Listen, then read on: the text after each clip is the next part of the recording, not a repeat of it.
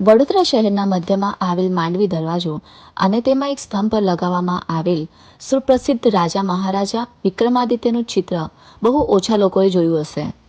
આ ચિત્રના મૂળ એવી માન્યતા છે કે હિન્દુ કેલેન્ડર વિક્રમ સંવતના સ્થાપક વિક્રમાદિત્યએ આ વિસ્તારની મુલાકાત લીધી હતી.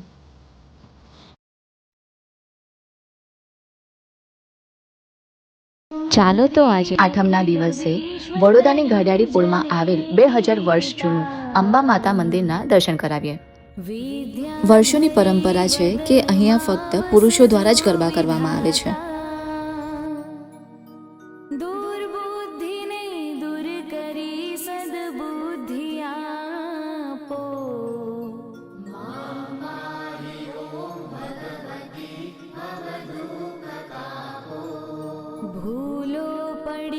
માતાજીના દર્શન બાદ બાજુમાં જ આવેલ માણેકલાલ ઝરીવાલાના માલિક સાથે અમારી વાતચીત થઈ, જે લાલાભાઈ તરીકે ઓળખાય છે. તેમણે અમને આ મંદિરના ઇતિહાસની જાણકારી આપી. 2081 વિક્રમાદિત્ય રાજાનું જે દિવસે મૃત્યુ થયું હતું ત્યારથી આ મંદિર કહેવાય કે 2081 વર્ષ આ મંદિર મૂર્તિને થાય. બેઝિકલી એ જોવા જઈએ તો આ વિક્રમાદિત્ય રાજાના કુળદેવી કહેવાય છે, હરસિદ્ધિ માતા. આ અંબા નથી, હરસિદ્ધિ છે.